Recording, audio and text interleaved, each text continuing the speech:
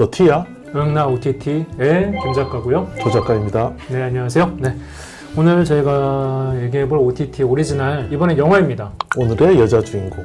네, 할리우드의 팔방 미인 배우죠. 이젠 감독이라고도 불러야 될 것 같은데, 안나 켄드릭이 본인이 주연도 하고 연출도 한, 우리나라도 그 연애 프로그램이 굉장히 많잖아요. 그래서 대연애 프로그램의 시대죠. 네, 이거를 막 열심히 보시는 분들이면은 약간 뒷목이 서늘해지는. 그렇습니다. 네. 예전에 연애 프로그램이 어땠나라는 걸 보는 즐거움도 있고 뭔가 섬찟해지는. 이 주인공은 이제 셸리라는 네. 배우 지망생이죠. 네, 근데 잘 안 풀려요. 그렇다면은 연애 프로그램 네, 한번 출연해 보지 않겠느냐. 이게 나중에 커리어의 발판이 될 수 있다. 네. 그래서 그 고민한 이야기가 하나가 나오고, 로든이라는 이제 남자 악역 이제 등장을 하는데, 이 사람은 사진가라고 자신을 속이고 여성들을 하나씩 납치를 해서 살해하는 인물입니다. 근데 그 남자가 그 여자 주인공 셰릴이 나오는 더 데이팅 게임에 같이 출연을 하게 네, 되죠. 아주 굉장한 살인마인데도 방송에 얼굴을 들이밀고 매력을 발산하고 그런 대담한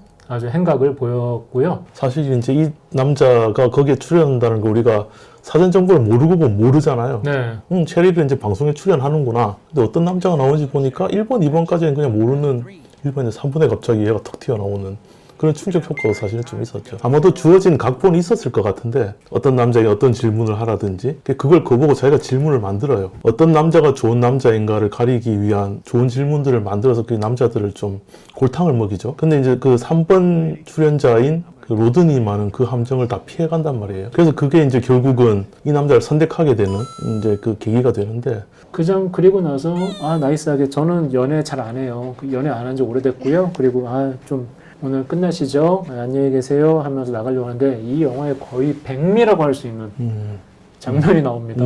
깜짝 놀랐어요. 네. 주차장에서도 계속 어떻게 오늘의 그 인연을 계속 이어가려고 작업을 걸죠. 전화번호를 달라.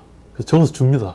그리고 이제 안심하고 이제 돌아가 차를 타려고 하는데 잠깐. 부르죠. 갑자기 또 전화번호 다시 한번 불러달라고. 그 서스펜스가 굉장합니다. 네. 네. 자신의 차량으로 가려고 하는데 남자가 종종 걸음을 따라오잖아요. 그러니까요. 그 넓은 주차장에, 게다가 심지어 지하도 아니고 야외잖아요. 야외 주차장이 이렇게 무서울 수가 있구나. 네. 빠른 걸음에 저런 템포만으로도 이런 서스펜스가 나오는구나. 긴장을 놓을 수가 없는 그런 장면이었습니다. 훌륭했습니다. 그냥 네. 걷기만 하는 것뿐인데. 곱씹을수록 연출을 참 잘한 영화라는 생각이 들어요. 네네. 이 남자의 직업이 사진작가라는 것도 약간 좀 의미심장해 보여요. 네. 그러니까 셰릴과 살인마의 어떤 교집합이라는 게 있다면, 그 예술가로서 약간 좌절한 사람들. 근데 어떤 사람은 그렇게 해서 살인마가 되고, 어떤 사람은 그렇다고 해서 사람을 죽이진 않잖아요. 그렇죠. 예. 그 예술가로 위장을 하면서 결국에는 약간 널 찍었다 라는 게 결국에 내 오늘 먹잇감은 너다. 그 슛이라는 게 사진을 찍는다는 것도 있는데 격발의 순간도 있잖아요. 그렇죠. 총알을 격발하는. 영어로 같은 동사를 쓰죠. 나는 지금 너를 사진을 찍고 있지만 사실 그거는 전체적인 맥락을 봤을 때 이 사람 머리에다 총구를 겨눈 거나 똑같은. 그래서 저는 좀 약간 비슷한 얘기인데요. 네. 그러니까 처음에 이제 그 피해자가 될 어떤 여성이 이제 네. 살인마의 시점에서 카메라 화면처럼 이렇게 잡힌 그 화면이 나중에 이제 TV에 출연한 셰릴의 단독샷 묘하게 겹쳐 보이는 부분이 있어요. 방송국 놈들도 살인마다 이런 얘기는 아니고요. 어쨌든 둘 다의 약간 성차별적인 시선이 기본적으로 깔려 있다는 얘기예요. 네, 그런 성차별적인 시선에서 발전해서 결국은 연쇄살인마가 되고, 혹은 연쇄살인의 공범이 되기도 하는 그 로드니의 행각과 그 셰릴의 이야기를 교차 편집을 한 부분들이 약간 그런 면에서 좀 이렇게 의미가 있지 않았나 생각을 했어요. 그래갖고 맨 처음에 영화를 보면은 이게 약간 헷갈릴 수 있겠더라고요. 그 교차 편집 때문에. 네네. 맨 처음에 과거 갔다가 현재 갔다가 또 과거 그렇죠. 갔다가 10년을 막 넘나들기도 하죠. 현재가 데이팅 게임에 출연 중인 그 셰릴이잖아요. 네. 이 파편을 모으다 보면은 그 결국엔 그 파편을 모은 그 칼끝이 여기를 향해 있구나 지금. 마치 포위하듯이. 근데 거기서 되게 좋았던 점이, 저는 살인의 직접적인 행각, 끝까지 가는 행각을 디테일하게 보여주진 않더라고요. 그렇습니다. 이삿짐을 옮겨줬던 두 번째 살인에 대해서도 보면은 위에 있는 뽀얀 창문으로 좀 보여지잖아요. 살인을 저지르는 그 순간을 어느 정도 피해자들에 대한 약간 좀 배려가 좀 있는 연출은 아니었나. 그렇습니다. 네. 안나 캔드릭이 심지어 이제 자기 연출료를 받잖아요. 네. 전액 다 그 성폭력 보호 피해자들을 위한 기관에 기부를 했다고 하더라고요. 오. 그래서 아마 찍는데도 당연히 그런 태도가 견지가 됐을 거라고 생각을 합니다. 원행일 씨. 예. 멋있네요. 예. 네. 근데 이게 정말 영화도 영화인데 실화가 주는 충격도 대단했고요. 로드니 알칼라 이 사람에 대해서 궁금해서 찾아보니까 육군에 입대했는데 부적응했고 그때 군의관이 반사회적 성격 장애로 진단을 내렸다고 해요. 지금 치면 사이코패스, 소시오패스라고 해야 될까요? 네, 그게 기소된 건이 전부가 아니라면서요, 심지어. 네, 그 기소된 건 7건이고 실제로 수사기관이 예측하고 있는 건 130명을 강간 살해했다. 영화가 다 담기 힘들 정도의 방대한 살인마였구나. 그 더 데이팅 게임이라는 곳에 나오잖아요. 근데 이게 이 당시에 60년대 중반에 시작이 된 실존한 그런 TV 데이트 그렇습니다. 게임인데 이게 얼마나 그때 위상이 대단했냐면은 72년도에 마이클 잭슨도 나왔었어요. 맞습니다. 네, 58년 개띠인 그 마이클 잭슨이 그 당시에 나이로 치면 14살, 15살이었을 거예요. 근데 진짜 그렇게 살인 행각을 벌이고도 버젓이 TV에 나온다는 게 미친놈 아니야? 저거 왜 나왔지? 라고 실제로도 그렇게 나왔더라고요.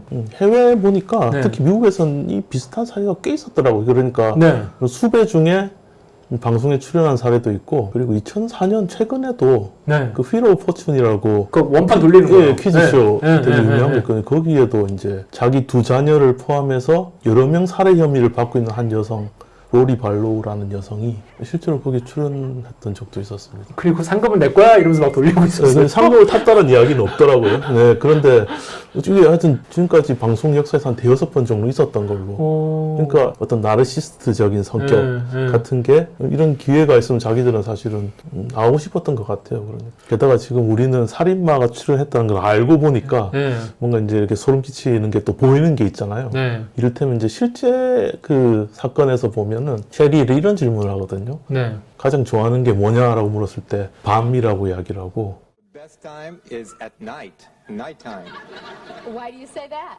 because that's the only time there is.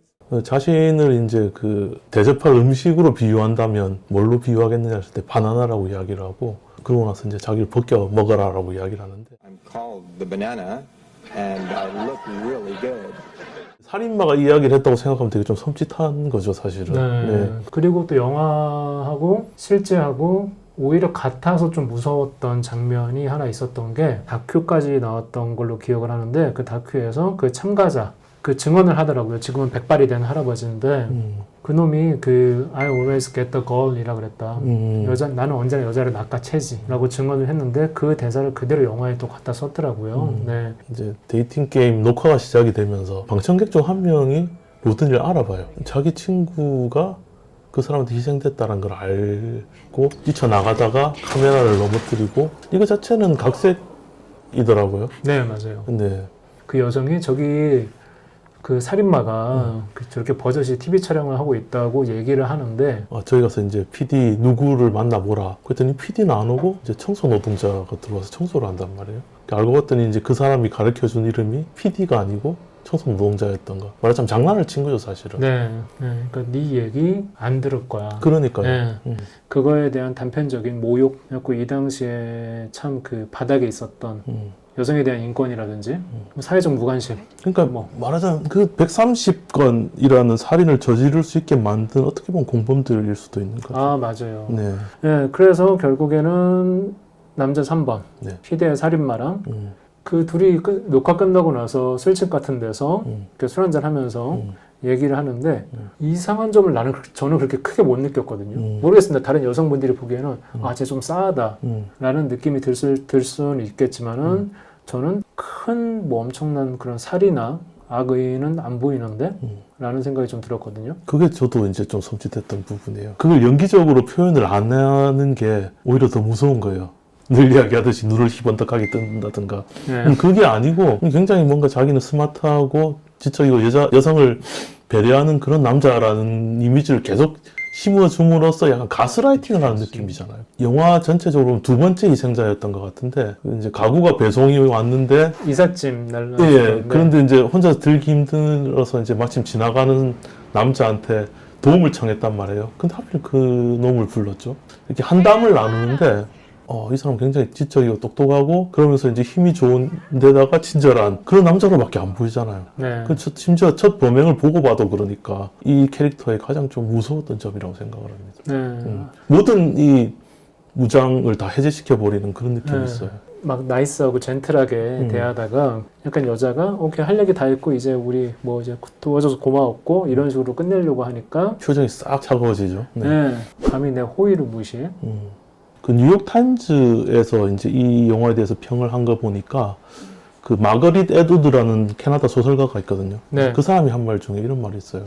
남자는 여자가 비웃을 걸 두려워하고 여자는 남자가 죽일 걸 두려워한다라는 말이 있거든요. 그래서 저는 그 비웃을 거를 두려워한다라는 게 아마 이 영화에서 로드니 알칼라가 변하는 시점, 그러니까 갑자기 차가워지고 삐지고 자기 계획대로 뭐가 안 됐을 때의 시점 들이지 않을까 저는 그런 생각을 합니다.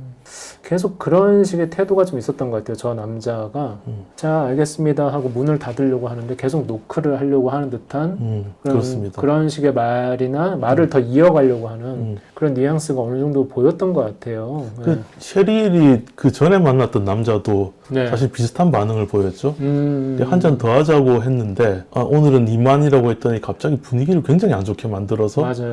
한 잔을 더 하게 만들고 결국 이제 밤을 같이 보내게끔까지 만드는. 근데 그건 어쩔 수 없이 이제 자기가 원치 않는 것까지 이제 하게 만드는 거잖아요. 저는 그런 분위기 만드는 것 자체도 약간 성폭행에 가깝다고 그렇습니다. 생각이 들더라고요. 네네. 그 로드니가 한 잔 더 하자고 했을 때 이 사람은 약간 그 비슷한 쎄함을 느끼고 그만두려고 했고 마침 다행히 이제 술집 주인이 도와주잖아요. 네. 눈짓을 해서 이제 문 닫아야 된다는 식으로 그분이 또 이렇게 같이 연대를 해주셔가지고 그 예. 술집 아저씨가 아닌 게 다행이다라고 생각이 들어요. 그럴 때는. 예. 술집 아줌마니까 그 술집을 오래 운영하셨을 것 같은데 이런 경우를 많이 보셨을 것 같고 그리고 은연중에 드러나는 SOS 신호 같은 것도 금방 캐치하셨을 것 같아요. 네네. 그 비슷한 장면이 녹화 장면에서도 나오죠. 자기가 이제 방송을 이제 자기 뜻대로 이렇게 풀어가려고 하니까 사회자가 계속 뭐라고 하잖아요. 남자 사회자가. 근데 분장하시는 분이 괜찮다고. 거기서 이제 힘을 얻고 사실 이제 자기가 주도권을 가지고 이제 그 게임을 이끌어가게 되는데 이 두 장면에서 어쨌든 그 여성들의 연대 약간 좀 빛이 났던 그런 장면이라고 생각합니다.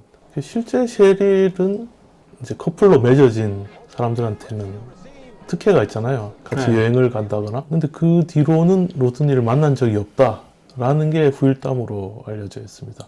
약간은 뭔가 상대에 대해서 좀 쎄한 기분을 느꼈다라고 해요. 그 방송 프로듀서한테 전화를 해서 나 이 남자가 좀 느낌이 이상해서 안 할래요. 그렇습니다. 안 해도 되죠? 라고 했더니 그래라 해가지고 데이트를 이어가진 않았다고. 과학적으로 설명할 수는 없는데 그 쎄한 느낌이라는 게 맞는 경우가 참 많아요. 그렇습니다. 이게 자기 세월의 그 퇴층으로 이루어진 데이터베이스잖아요. 그뿐만 아니라 어떤 부분에선 이 유전자에 각인된 인간의 생존을 위해서 네. 뭐 그런 것과도 연관이 돼 있을 수도 있으니까요. 네. 근데 이것도 너무 이 말도 너무 슬픈 거예요. 데이트를 이어나가지 않았기 때문에 살 수 있었다. 네. 라는 말도 좀 그런 거죠. 하여튼 그 신인 감독이라고 믿기 어려울 정도로 꽤나 매끄러운 연출이었고요. 플래시백에 약간 좀 왔다 갔다 하는 그 타임라인만 헷갈리지 않으면은 할리우드 블랙리스트라는 게 있어요. 네네. 이게 이제 해마다 영화 관계자들이 발표는 됐지만 제작이 안 된 시나리오 중에 우수작들을 뽑는 거기서 선정이 된 작품입니다. 그러니까 애시당초 이제 시나리오 자체의 완성도가 굉장히 높다는 걸 인정을 받았던 작품인 거죠. 무거운 소재를 그래도 잘 풀었다라는 느낌이 드는 영화였고요. 아무래도 연애 프로그램 중독자이신 분들 이 보면 약간 좀 이렇게 다른 파멸이다. 다른 각도에서 연애 프로그램을 볼 수 있게 되는 그런 기회가 되지 않을까 전 사실 이 작품이 연애 프로그램의 맹점을 보여주는 부분도 있다고 생각하고 그 연애 프로그램에서 역학 관계에서 많이 일어날 수 있는 일이라고 생각을 해요. 숲을 보지 못하게 되는 부분도 있을 것이고 네. 근데 어쨌든 거기서 눈앞에 주어진 어떤 선택만 해야 되는 거지 않습니까? 그런 부분에 대한 깨달음을 주는 영화였다고 저는 생각합니다. 아무튼 꽤 스릴 있게 봤고요. 그 다음번에는 어떤 시리즈나 어떤 오리지널 작품을 가지고 올지 기대해 주시고요. 그리고 여러분들이 만약에 재밌게 보신 거 있으면 댓글로 추천도 해주시면 감사하겠습니다. 네, 고맙습니다.